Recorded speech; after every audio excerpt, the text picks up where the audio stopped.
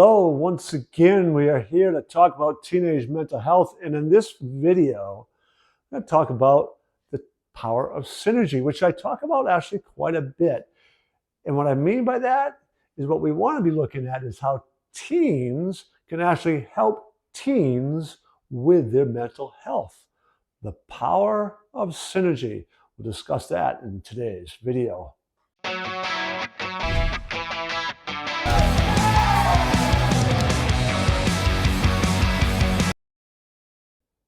To discuss this topic, we want to be talking about why why social relationships are so important to them. They're important to all of us, but why especially for them, and how that support from their peers can really help negate social isolation they may be feeling. We want to be talking about the importance of emotional presence. We want to be talking also about how teens can help their peers seek professional help and what the best way is to bring that all together. We'll be talking about all of those things in today's video. For teenagers, the time they spend with their peers in this developmental stage is far more important and far more lengthy than time they spend with family. That bonding connection is vital for their overall mental health and well-being. When they don't feel like they're belonging, that isolation is not good for the mental health, increases anxiety, depression, etc. That connectedness is in large part because of the development of oxytocin, the bonding hormone that gets released when they are connected with their peers. So it's really, really important to try to help peers, teenagers, connect with other peers and develop that social bond and social relationship. And sometimes we talk about just being with somebody. Don't need to say things, don't need to talk with them, just being there can be helpful. It can be what the other person needs. This is that idea of emotional presence. And it's really important with teenagers to have this emotional presence with their peers. It can help calm the amygdala, reduce some of those stress hormones, those stress chemicals, just by having a friend by your side. And when you do that, when you calm those things and help regulate the emotional stability, that improves your overall well-being, your mental health, right? You do decrease the likelihood for these anxiety, depression symptoms to flourish. Again, just that emotional presence is often all that's needed. One of the largest indicators of depression or even teen suicide, one of the things that's going to lead teenagers to suicidal thoughts or even the act of trying to commit suicide is isolation, loneliness, peer separation. When you don't feel like you belong in any group, when you become socially isolated, that impacts the brain chemicals, impacts your depressive state, increases anxiety, increases all those negative kind of mental health issues that we've talked about.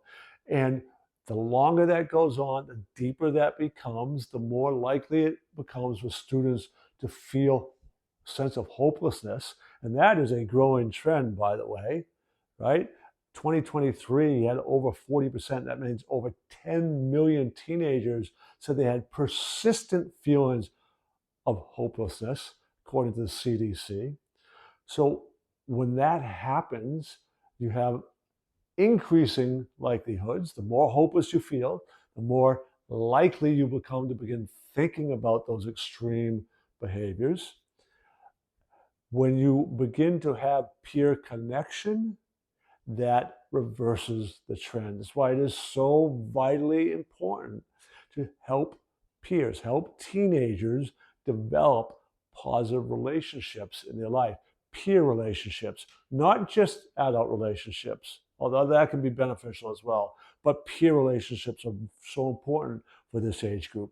Culturally speaking, anything we can do to reduce the stigma of getting professional help, seeking out counselors, therapists, anybody who can kind of help coach people through these challenges are really important, because when teenagers encourage their peers to seek help, they're far more likely to follow through than if it comes from an adult. That idea of, oh, they don't think I'll be stigmatized, or it's obviously not the words that they use in their own mind, but teenagers basically going, if my friends are telling me to do this, it's probably okay, and I won't be ridiculed or made fun of because they're actually telling me I should seek help and get help. So that obviously increases the likelihood that they'll follow through when it comes from their peers. So for a peer to recommend it, they also need to kind of have that stigma removed from it. They need to have the languaging and the understanding culturally that is an important thing to do.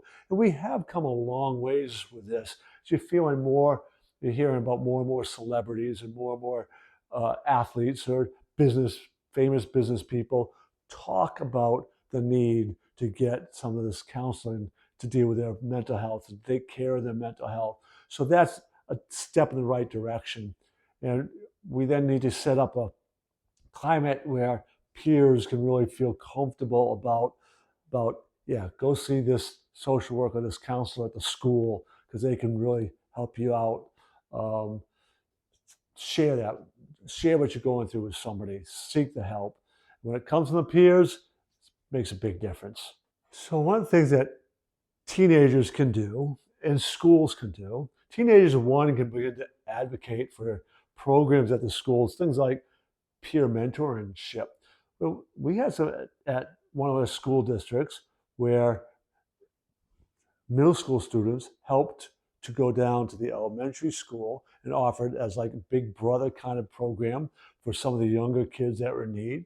Even within grades, eighth graders helping sixth graders.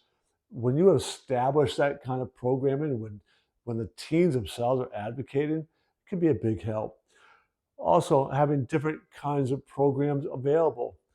One of the great challenges, the students I worked with in every district were these kids who struggled socially. They didn't have much self-confidence. Oftentimes they're awkward. They didn't really know how to relate. Their behaviors would sometimes get in the way. The behaviors were stemming from the anxiety and the fear and things that they're feeling on the inside.